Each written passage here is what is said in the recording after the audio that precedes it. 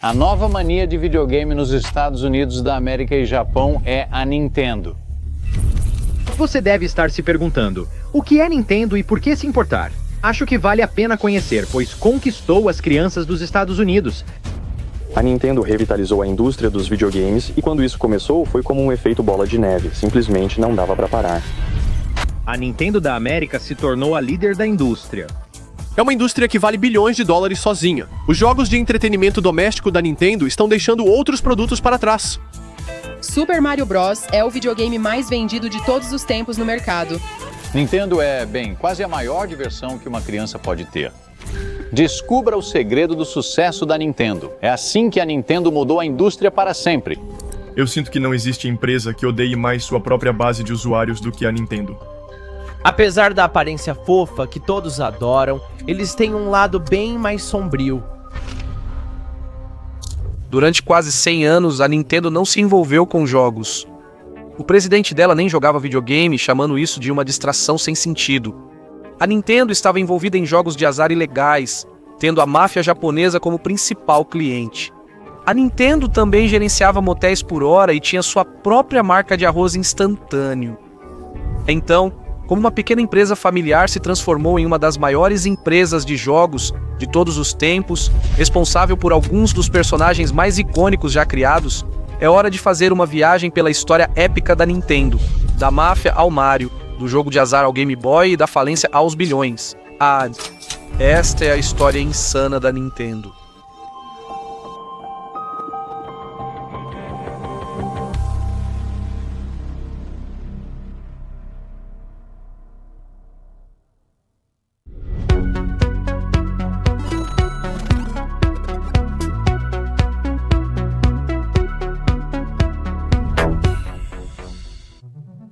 Para contar a história do gigante dos videogames, precisamos voltar a uma época diferente. Na época em que o Japão ainda era governado por um imperador, antes da eletricidade ser comum e antes mesmo da invenção do voo. A história começa com Fusajiro Yamauchi, fundador da Nintendo. Fusajiro gostava de arte e design, mas como filho mais velho, precisou trabalhar para sustentar a família e desde os 13 anos trabalhou incansavelmente em uma empresa de cimento. No entanto, aos 29 anos, Fusajiro já havia economizado o suficiente para querer abrir seu próprio negócio, onde finalmente poderia trabalhar com sua arte. E assim, em 1889, ele abriu uma pequena loja na antiga cidade japonesa de Kyoto, onde produzia e vendia cartas de baralho pintadas à mão. Ele nomeou seu negócio Nintendo Cop. Na verdade, isso era mais controverso do que parecia. Por séculos, baralhos foram proibidos no Japão. Isso era em parte porque o Japão estava em um período de isolamento do resto do mundo. Então todas as influências estrangeiras haviam sido cortadas. Além disso, os baralhos eram usados em jogos de azar, proibidos no Japão. Assim, os baralhos passaram a ser usados principalmente em cassinos clandestinos, administrados por gangues criminosas conhecidas como Yakuza, essencialmente gangsters japoneses.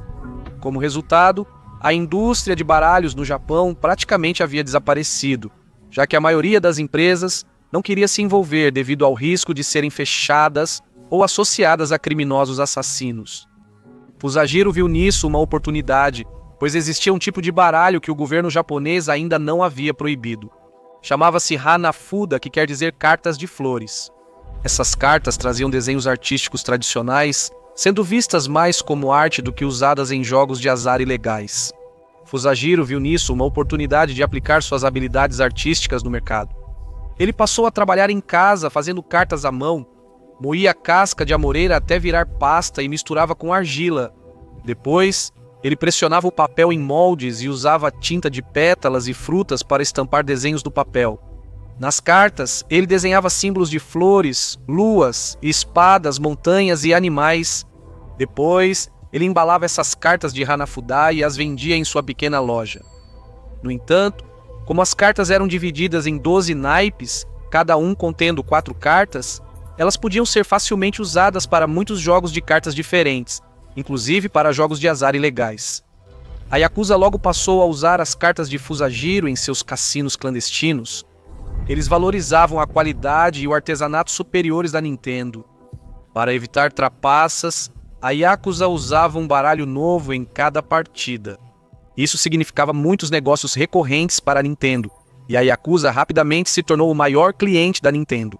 Alguns podem afirmar que Fusajiro queria apenas criar designs artísticos, sem imaginar que seriam usados assim. Outros diriam que esse sempre foi o plano dele. Muitos interpretam Nintendo como "deixa a sorte para o céu", sugerindo que o nome era uma referência sutil para quem buscava jogos de azar, e Fusajiro provavelmente sabia quem seriam seus principais clientes.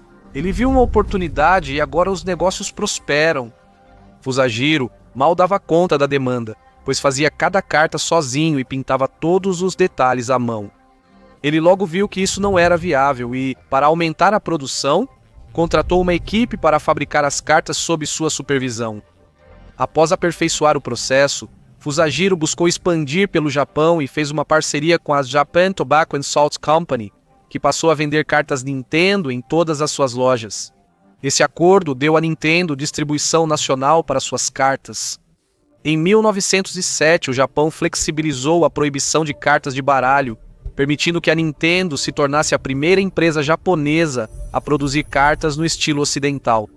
Assim, a Nintendo rapidamente se tornou a empresa de cartas de baralho mais bem-sucedida do Japão.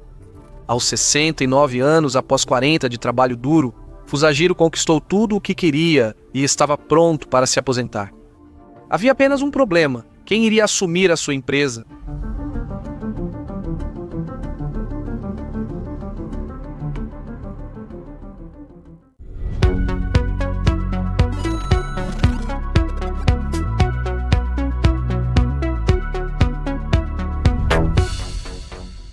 Fusajiro queria muito manter a empresa na família, mas era costume japonês passar o negócio para o filho, e Fusajiro não tinha filho.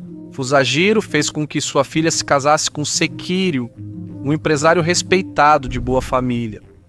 Ao se tornar genro de Fusajiro e entrar para os Yamauchi, ele pôde assumir a presidência da Nintendo quando Fujijiro se aposentou em 1929. Durante seu mandato de 20 anos, Sekiryu foi um bom presidente, aplicando suas habilidades empresariais para expandir ainda mais a empresa. Ele ampliou sistemas, fez parcerias, contratou vendas e transferiu a sede da Nintendo para produzir cartas em massa. Mas, tragicamente, Sekiryu também não tinha filhos para herdar os negócios da família. O nome Yamauchi, assim como antes, quase foi esquecido. Então a história basicamente se repetiu. Como Sekiryu, um de seus genros adotou o nome Yamauchi ao se casar, levando todos a presumirem que ele seria o sucessor nos negócios da Nintendo. Isso durou até 1932, quando o genro de Sekiryu abandonou a família e fugiu, deixando esposa e filho de 5 anos sozinhos. O nome desse garoto era Hiroshi Yamauchi, e com seu pai agora ausente, Hiroshi era tecnicamente o único herdeiro homem de Sekiryu, e assim o próximo na linha para se tornar o presidente da Nintendo. No entanto, quando Hiroshi tinha idade suficiente para ir para a universidade, ele decidiu estudar direito, e por isso não estava claro exatamente o que o futuro reservava para ele. Em 1949, aos 21 anos, Hiroshi recebeu uma ligação que mudaria sua vida para sempre. O avô de Hiroshi, Sekiryu, havia sofrido um derrame debilitante e estava prestes a morrer. Hiroshi foi solicitado a abandonar a universidade no meio do curso e assumir os negócios da família.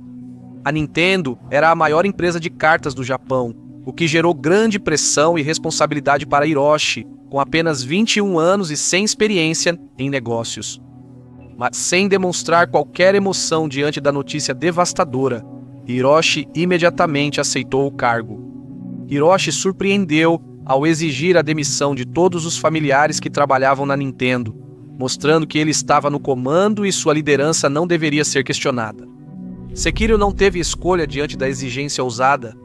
Ele demitiu todos os parentes e Hiroshi Yamauchi assumiu o controle da empresa que sua família havia fundado 60 anos antes. Sekiryu morreu logo depois, encerrando o longo período de estabilidade da Nintendo. Foi quando esse jovem de 21 anos sem experiência assumiu inesperadamente a Nintendo que tudo começou a mudar.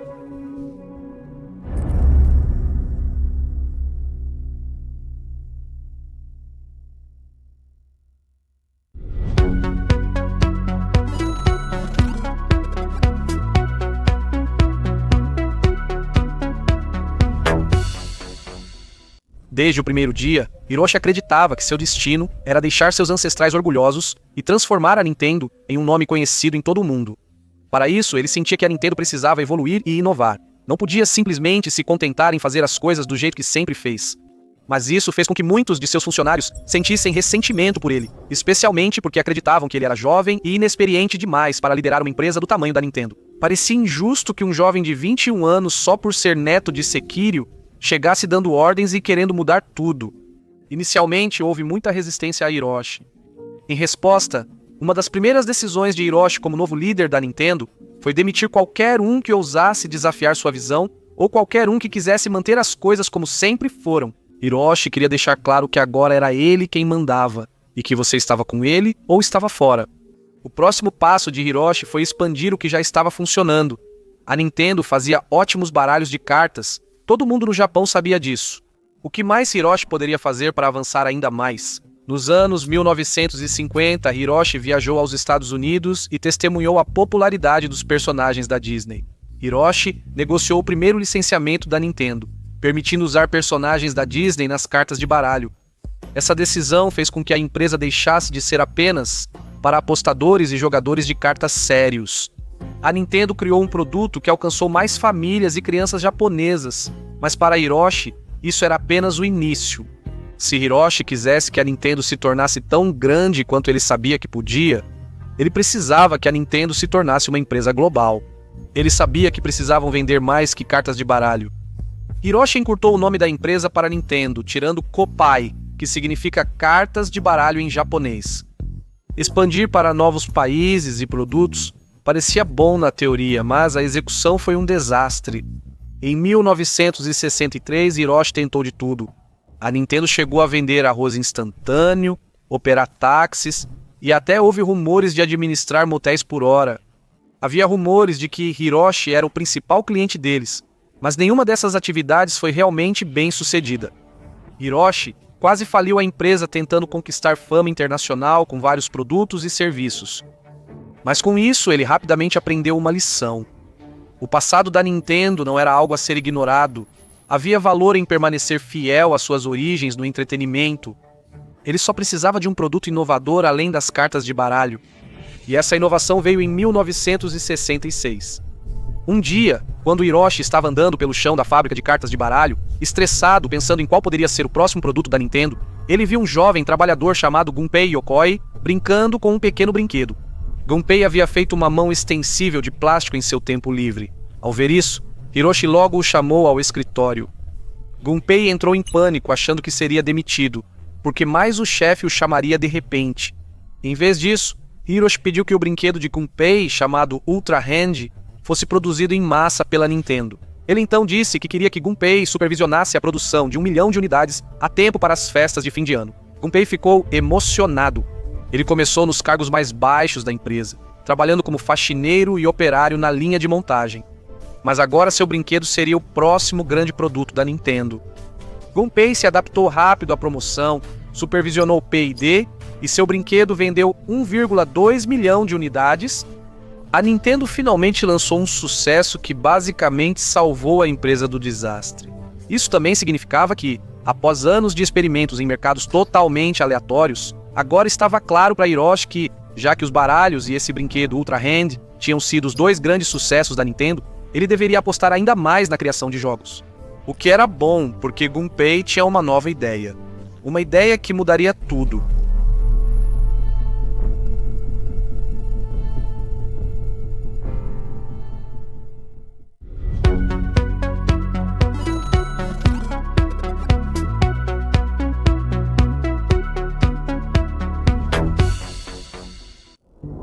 Gunpei criou vários brinquedos no início dos anos 70, mas nenhum teve tanto sucesso quanto a Ultra Hand. A obsessão da Nintendo por brinquedos eletrônicos quase faliu a empresa, com Hiroshi levando-a à beira da falência em 1973 ao apostar em ideias aleatórias. Um dia, no trem-bala japonês, Gunpei viu um empresário se distraindo com sua calculadora eletrônica. Isso inspirou Gunpei a criar um jogo portátil que funcionava apenas com baterias de relógio. Hiroshi gostou da ideia e Gunpei começou a trabalhar. Em 1980, a Nintendo lançou o Game Watch. De novo, a originalidade de Gunpei salvou a empresa das dívidas. A Nintendo mal conseguia abastecer as prateleiras rápido o suficiente para acompanhar a crescente demanda por esse novo jogo eletrônico portátil. Nessa época, Hiroshi percebeu a popularidade e lucratividade dos arcades, em especial o Space Invaders, que causou escassez de moedas de 100 ienes, porque todos queriam jogar, e viu ali uma oportunidade. Afinal, ele já tinha uma equipe com o conhecimento eletrônico da sua série Game Watch, então certamente não seria tão difícil criar seu próprio jogo de arcade para conquistar uma fatia dessa nova indústria em ascensão. Como Space Invaders já era popular, Hiroshi copiou o jogo e a Nintendo lançou Raider Scope. E como os Estados Unidos eram o maior mercado de jogos de arcade, Hiroshi contratou uma pequena equipe de 6 pessoas para iniciar um novo empreendimento chamado Nintendo of America, que seria baseado nos Estados Unidos e distribuiria o novo jogo de arcade da Nintendo no país. O povo americano não queria uma versão japonesa de Space Invaders, mas sim algo novo e diferente. Como resultado, Radar Scope foi um fracasso total, e a Nintendo ficou presa armazenando 3.000 gabinetes de arcade muito caros que ninguém queria jogar. As unidades ficaram paradas no depósito e a Nintendo quase não tinha dinheiro para pagar o aluguel do armazenamento. Como pode ver, a Nintendo parecia sempre alternar entre boas e más ideias, prejudicando seu progresso. No Japão, Hiroshi não se deixaria vencer. Hiroshi, ao invés de ver as máquinas de arcade como fracasso, promoveu uma competição para transformar Radar Scope em um novo jogo. Dessa vez, Shigeru Miyamoto, pupilo de Gunpei, salvou a Nintendo. Mesmo sem experiência em jogos, Shigeru teve uma ideia que transformou a Nintendo e marcou uma geração. Shigeru queria criar um jogo baseado livremente no famoso desenho animado Popeye, mas em vez de pagar taxas de licenciamento caras, ele substituiu cada personagem por algo novo. O vilão Brutus? Bem, ele parecia um grande macaco. A doce Olivia Palito? Bem, ela poderia ser uma princesa em perigo. Segundo Shigeru, Popeye era só um homem comum de meia-idade, não muito bonito, mas com forte senso de justiça. Ele poderia ser um cara da classe trabalhadora usando um macacão. Shigeru desenhou o personagem com um boné vermelho distinto, principalmente porque cabelo era muito difícil de animar. Com os personagens prontos, ele focou na jogabilidade simples, porém desafiadora. O personagem principal tinha que pular sobre barris, subir até o topo das plataformas e resgatar a princesa que estava sendo mantida refém pelo macaco gigante, que eles chamaram de Donkey Kong. Shigeru apresentou seu novo conceito de jogo para Hiroshi, que adorou. Hiroshi pediu que Shigeru construísse o jogo de arcade para converter as caixas de Radar Scope não usadas em Donkey Kong. Nos Estados Unidos da América, a equipe trocou manualmente os componentes e testou Donkey Kong em bares locais. E os donos de bares adoraram, porque os jogadores estavam colocando centenas de moedas por dia. A equipe americana transformou todos os fliperamas em Donkey Kong e pediu à Nintendo o máximo de gabinetes possível. No Japão, Hiroshi focou só em Donkey Kong, fabricando até 50 gabinetes por dia para enviar grandes lotes aos Estados Unidos da América. Donkey Kong, também chamado Donkey Kong, tornou-se um grande sucesso. Em 2 anos, Donkey Kong faturou 280 milhões de dólares. Só havia um problema. Os heróis ainda precisavam de um nome. Na época, eles simplesmente o chamavam de Jumpman. E então, um dia, a equipe americana estava conversando sobre isso. Vocês se lembram do senhorio do nosso antigo depósito do Radar Scope? Vocês notaram que quando ele gritava do nosso aluguel, pulava igual ao Jumpman e ainda tinha o mesmo bigode? Eles trocaram o nome do Jumpman em homenagem ao velho senhorio Ranzinza. Qual era o nome desse senhorio? Mario. Mas, a partir daí, o nome pegou e Jumpman passou a ser oficialmente conhecido como Mario. A Nintendo fez sucesso e passou a distribuir mais jogos de arcade mundialmente. Logo, eles perceberiam como o sucesso pode ser perigoso.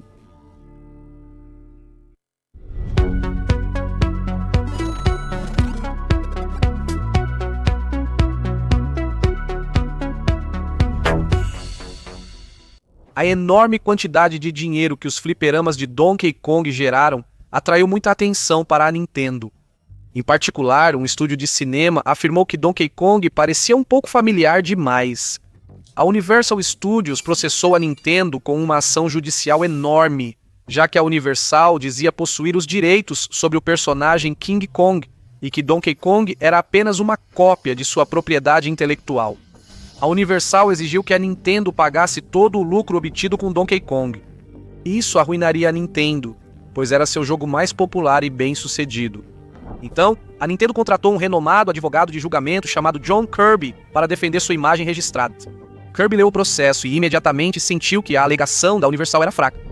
Kirby foi ao Japão para pesquisar a origem do Donkey Kong e, mesmo indo ao hotel, viu o nome King Kong por toda parte. Havia lava-rápidos, lutadores e lanchonetes King Kong.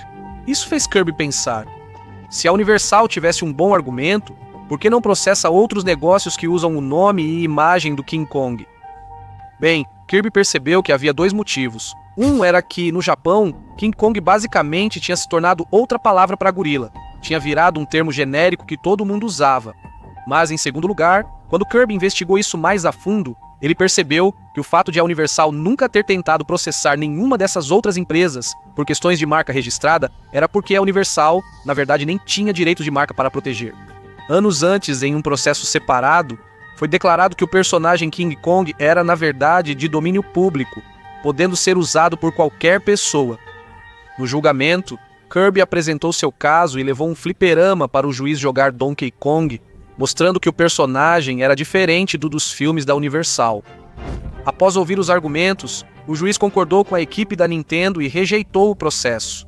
Ficou registrado como um caso de grande corporação, tentando intimidar uma empresa menor com ameaças legais, mesmo sem base jurídica para isso. Isso acabou prejudicando a Universal enquanto a Nintendo seguiu com Donkey Kong. Como forma de agradecimento ao advogado John Kirby, que ajudou a salvar a empresa, a Nintendo decidiu nomear um de seus próximos heróis em homenagem a ele. Assim, o querido Bola de Pelo Rosa ficou conhecido como Kirby, que nunca fugiu de uma luta. Com tudo resolvido, a Nintendo parecia prestes a se tornar um grande nome dos videogames. Mas quem poderia prever que toda a indústria dos videogames estava prestes a entrar em colapso?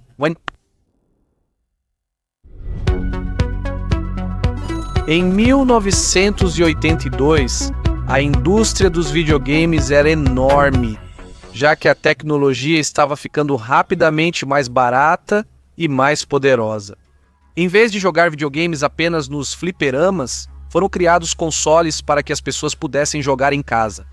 Assim, empresas de consoles como a Atari começaram a prosperar. Esse sucesso levou várias empresas a entrarem no mercado. Até lojas como Radio Shack e Sears lançaram consoles próprios para aproveitar a tendência.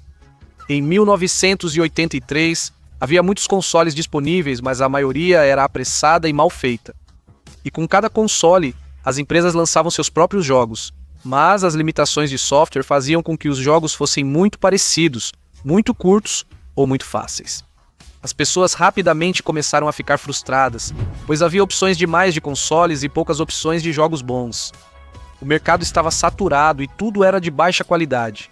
Assim, todas essas empresas faliram. Os jogos passaram a custar $5 apenas para serem retirados das lojas. Até a líder Atari enfrentava grandes dificuldades. Eles superestimaram o interesse pelo novo jogo ET, produzindo 4 milhões de cópias, mas venderam apenas 1,5 milhão. Com o colapso do mercado de videogames, a Atari destruiu e enterrou jogos e consoles não vendidos em um aterro no Novo México. Varejistas recusaram novos consoles, e a indústria de jogos perdeu 97% do valor entre 1983 e 1985. No Japão, o presidente da Nintendo, Hiroshi, viu o colapso americano como oportunidade. Na época, a Nintendo era conhecida nos Estados Unidos da América só pelos jogos de arcade. Mas Hiroshi sentiu que esse era o momento perfeito para testar um novo console doméstico em que ele vinha trabalhando, o computador familiar conhecido como Famicom. Hiroshi sempre teve a reputação de ser um grande apostador, tanto em sua vida pessoal quanto nos negócios. E mais uma vez, ele decidiu apostar alto ao fechar toda a divisão de arcades da Nintendo, que faturava milhões de dólares todos os anos, só para poder investir tudo na sua nova ideia de console. No mesmo ano em que a indústria de jogos dos Estados Unidos estava desmoronando, ele lançou o Famicom no Japão, seu mercado de testes pessoal. Era mais barato do que um console tradicional e vinha com jogos novos em estilos de rolagem totalmente inéditos que pareciam inovadores e diferentes. Assim, o Famicom virou o console mais popular do Japão. Nos anos seguintes, 1 em cada 6 pessoas tinha um Famicom. Mas Hiroshi pouco notava o grande sucesso do console no Japão. Como sempre, Hiroshi queria ir para o mundo todo, e o lançamento do Famicom no Japão foi realmente apenas um teste. Ele já estava traçando seus planos para se tornar o principal fabricante de consoles no exterior, especialmente nos Estados Unidos. A maioria achava que era um péssimo momento para a Nintendo entrar no mercado americano de consoles. A indústria de videogames basicamente tinha acabado de colapsar, e até mesmo a líder do setor, a Atari, tinha perdido mais de 600 milhões de dólares no ano anterior e estava perto da falência. Mas para Hiroshi, isso só significava que havia uma oportunidade de ouro.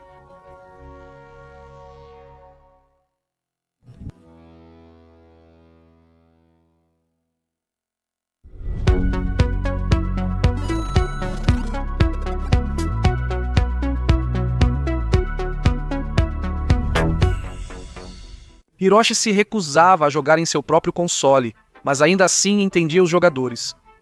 Enquanto o Japão adorava o Nintendo Famicom, Hiroshi achou necessário renomeá-lo e fazer ajustes antes do lançamento internacional. Mais notavelmente, eles mudaram o nome para Nintendo Entertainment System, ou NES, como ficou conhecido. E antes do grande lançamento nos Estados Unidos da América de seu novo console de videogame doméstico, Hiroshi sabia que eles precisavam de um grande novo jogo para lançar junto com ele, já que a falta de ótimos jogos tinha sido uma das principais razões pelas quais tantos outros consoles haviam fracassado. Hiroshi reuniu sua equipe dos sonhos novamente. Shigeru foi o responsável por desenvolver o jogo. Shigeru decidiu trazer de volta o personagem Mario, que era tão popular no jogo de arcade Donkey Kong deles, e assim esse novo jogo se chamaria Super Mario. Mas, como o novo console NES deles permitia uma jogabilidade mais expansiva do que as antigas máquinas de arcade, isso fez com que Shigeru criasse uma jogabilidade muito mais interativa. Donkey Kong tinha só 4 fases, enquanto Super Mario tinha 32. A jogabilidade levava horas, e Shigeru encheu as fases com blocos invisíveis, caminhos secretos para ganhar vidas extras e áreas secretas para avançar no jogo. Hiroshi queria um design melhor, pois outros consoles tinham joysticks grandes e controles feios que quebravam fácil.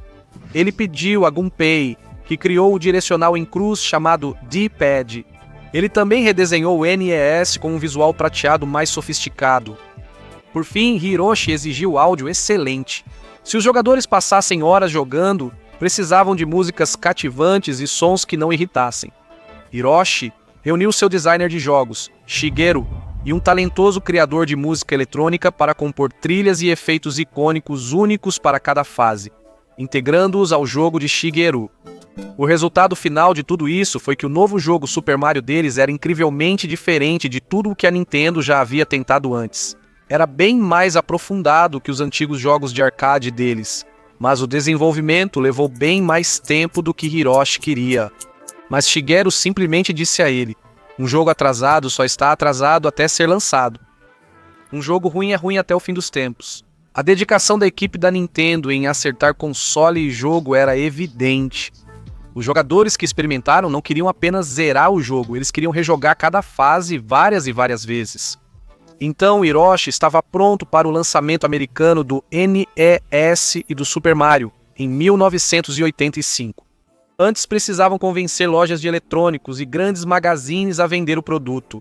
Lembre-se, a Nintendo era conhecida nos Estados Unidos apenas pelos seus jogos de arcade, e devido à má experiência dos lojistas com outros consoles durante o crash do mercado de videogames, muitos estavam relutantes em apostar nesse novo console. Vendedores da Nintendo iam de porta em porta tentando convencer lojistas de que o NES era diferente de tudo o que já tinham visto. Para atrair, a Nintendo até propôs recomprar consoles não vendidos. Quando os lojistas finalmente concordaram em vender, Hiroshi tomou a surpreendente decisão de manter o preço baixo.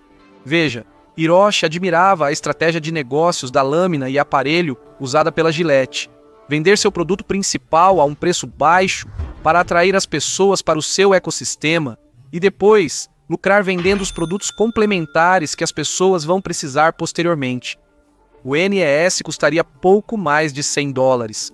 mas o objetivo era lançar novos jogos regularmente para manter os jogadores ativos e lucrar principalmente com os jogos. Mais uma vez, a Nintendo estava apostando tudo nisso. Se as pessoas não comprassem mais jogos, a Nintendo enfrentaria a ruína financeira. Com o lançamento do NES, ficou claro que a Nintendo teve sucesso. No primeiro ano, vendeu 3 milhões de consoles. No ano seguinte, foram 6 milhões. Logo, o console da Nintendo estava em uma de cada 6 casas nos Estados Unidos da América, com mais de 60 milhões vendidos. O NES revitalizou o mercado americano de videogames, fazendo muitos verem a Nintendo como salvadora do setor. Mas Shigeru não era o tipo de designer de jogos que se acomodava com o sucesso e já queria apresentar um novo herói. Indo de bicicleta ao trabalho, Shigeru refletiu sobre o jogo que queria na infância. Em vez de um jogo de rolagem lateral, ele imaginou uma versão digital de um jogo de tabuleiro, uma visão geral em blocos onde o personagem principal poderia explorar o mundo e conhecer novos personagens. O novo jogo de Shigeru, The Legend of Zelda, venderia quase 7 milhões de cópias. Isso originou a segunda série icônica da Nintendo, os jogos de Link e Zelda, que já venderam mais de 150 milhões de cópias. Além de criar ótimos jogos, a Nintendo também fortaleceu a comunidade. No fim dos anos 80, a Nintendo criou uma revista para divulgar lançamentos, mapas e dicas de fases difíceis. A Nintendo também anunciava uma linha de ajuda para os jogadores que queriam ligar e falar com alguém sobre um chefe que não conseguiam derrotar ou um power-up que não conseguiam encontrar. A Nintendo chegou a patrocinar uma competição nacional na televisão para achar os melhores jogadores. Como resultado, a popularidade da Nintendo seguiu crescendo. Outras empresas poderiam ter parado após um sucesso tão grande, mas não a Nintendo. Mais uma vez, Gunpei esteve ocupado em sua oficina e projetou um novo console portátil que você podia levar para onde fosse. Eles o chamaram de Game Boy. Com cartuchos fáceis de trocar, era possível ter vários jogos no bolso. E assim como os jogadores do NES ficaram viciados no jogo Super Mario, o Game Boy da Nintendo ele veio com um jogo icônico próprio, o Tetris. O jogo era tão viciante que alguns jogadores passaram a sonhar com blocos caindo após jogá-lo, fenômeno chamado efeito Tetris. O Game Boy esgotou nos Estados Unidos da América, o presidente Bush foi visto usando e um astronauta russo levou ao espaço. Na verdade, o Game Boy vendeu o dobro do que o NES, superando em muito o que Hiroshi achava ser possível. No fim dos anos 80, NES e Game Boy já eram populares em todos os lares. Vindo aparentemente do nada, a Nintendo conseguiu um golpe milagroso de 1-2, lançando tanto seu console doméstico icônico quanto o portátil em rápida sucessão, consolidando assim seu lugar no topo da indústria de videogames nos Estados Unidos da América, exatamente como Hiroshi sempre quis. Claro que ajudou o fato de a Nintendo ter um talento especial para criar personagens tão icônicos. 7 anos após o lançamento do Game Boy, a The Pokémon Company foi fundada como joint venture entre a Nintendo e 2 empresas. Isso virou uma sensação mundial por mérito próprio. Enquanto o Game Boy ajudava a Nintendo a dominar nas telinhas, logo também dominariam as telonas, pois um grande estúdio de cinema procurou a Nintendo para lançar um filme do Mario. A Nintendo viu como publicidade gratuita e aceitou. O filme O Gênio dos Videogames virou cult e gerou milhões em lucro. A ironia de tudo isso, porém, é que o estúdio de cinema que produziu o filme foi a Universal, o mesmo estúdio que tentou processar a Nintendo para tirá-la do mercado alguns anos antes.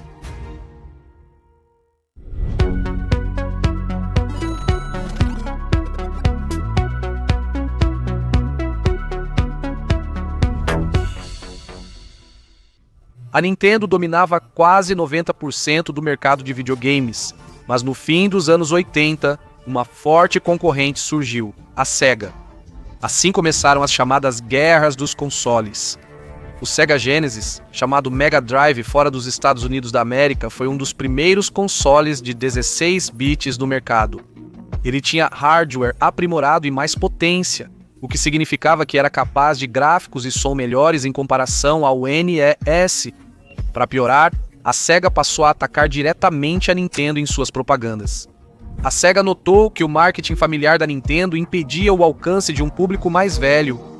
Então, a Sega aproveitou essa oportunidade e promoveu seu console Genesis como não apenas superior ao console da Nintendo, mas também mais maduro. A campanha de marketing da Sega retratou a Nintendo como um brinquedo para crianças, e o Genesis como um console muito mais legal que não era só para crianças. A Sega também tinha mais jogos que atrairiam adultos, como Super Monaco Grande Prêmio Golden Axe e Joe Montana Futebol. Eles também tinham jogos mais violentos, diferente da imagem familiar da Nintendo. Por exemplo, Mortal Kombat no NES não tinha sangue, mas nos consoles da Sega tinha. A Sega usou isso em anúncios. Genesis faz o que a Nintendo não faz. A Sega continuou a se promover como console para a geração rebelde. Isso gerou forte competição entre as duas empresas no início dos anos 90. No entanto, enquanto as pessoas começavam a notar a Sega por sua atitude rebelde e ousada no marketing, a Sega inicialmente estava perdendo algo que a Nintendo tinha, um mascote. A Nintendo tinha Mario como símbolo, enquanto a Sega, mesmo com melhores gráficos e jogos mais animados, não possuía um personagem principal para impulsionar suas vendas. Então, a Sega realizou um concurso para decidir um mascote para a empresa, e foi aí que um funcionário da Sega apresentou o design de um ouriço veloz que viria a ser conhecido como Sonic. O personagem fez sucesso imediato, preparando o palco para Nintendo vs Sega, Mario contra Sonic. Para enfrentar a popularidade da Sega, a Nintendo lançou o Super Nintendo Entertainment System, de 16 bits, concorrente direto do Genesis da Sega. A Sega reagiu rápido e baixou o preço em relação à Nintendo. Eles decidiram que o console Genesis não só incluiria o novo jogo do Sonic como parte do pacote, mas também que o preço do console seria reduzido de $199 para $149, tornando-se assim $50 mais barato que o console da Nintendo com especificações semelhantes. A Sega acreditava que vender mais consoles aumentaria seus lucros a longo prazo, pois isso levaria à venda de mais jogos para o Genesis. Na publicidade, a Sega seguia atacando a Nintendo, comparando diretamente o Genesis ao console rival, destacando que o Sega era bem mais barato e usando o slogan "muito mais por menos". No entanto, apesar dos melhores esforços da Sega, a Nintendo acabou vencendo a guerra dos consoles. A Nintendo sempre teve uma vantagem graças a outros consoles populares, como o Game Boy e depois o Game Boy Color, enquanto os próximos consoles da Sega, o Saturn e o Dreamcast, foram ambos muito mal recebidos. A Sega priorizava competir com rivais, ao invés de focar nos desejos dos clientes. Quando Hiroshi achou que a guerra tinha acabado, surgiu um rival ainda mais perigoso.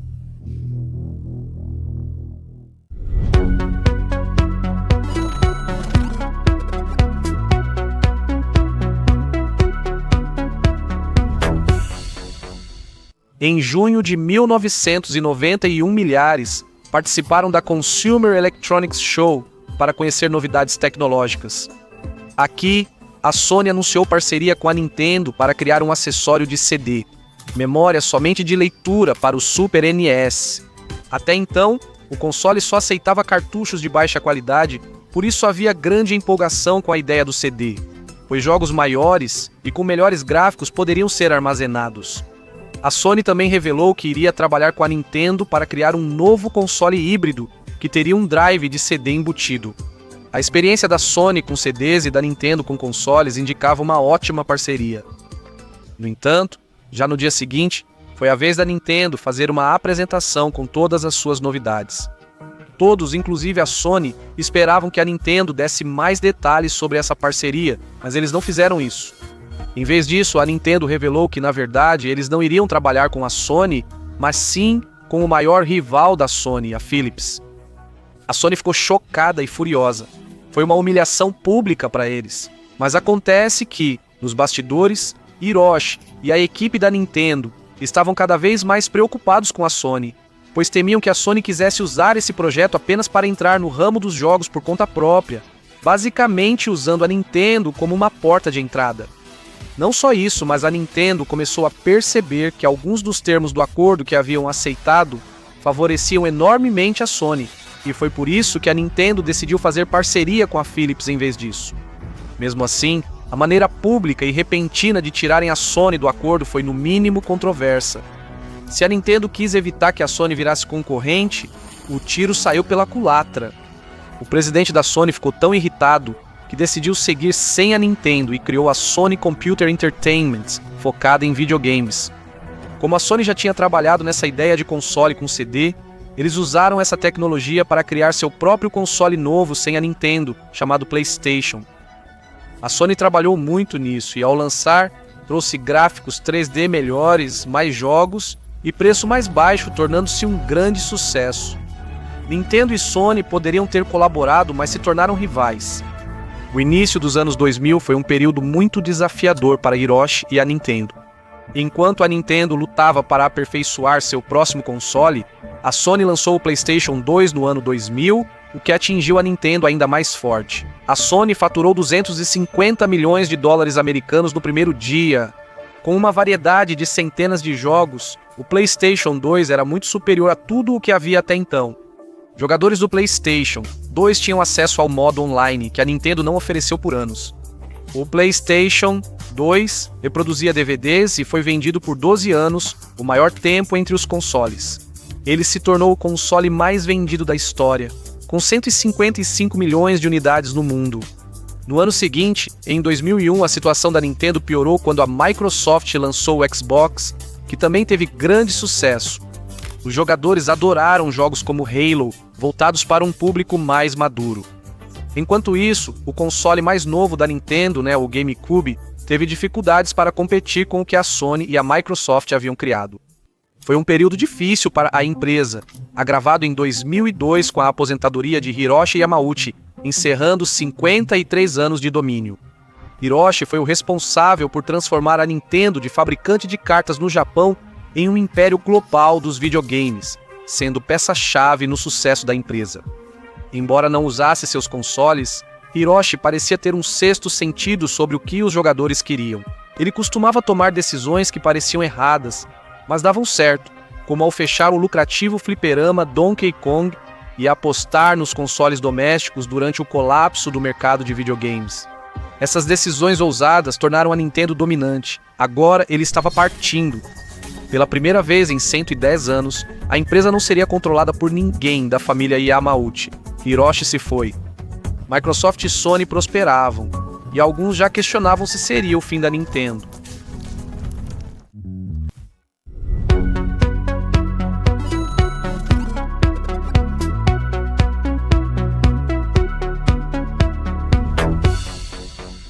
Satoru Iwata, o quarto presidente da Nintendo, já estava na empresa há anos e participou do desenvolvimento de jogos como Mario Kart.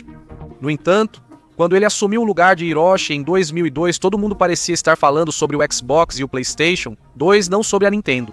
Embora isso possa parecer um desafio formidável, Satoru estava pronto para isso.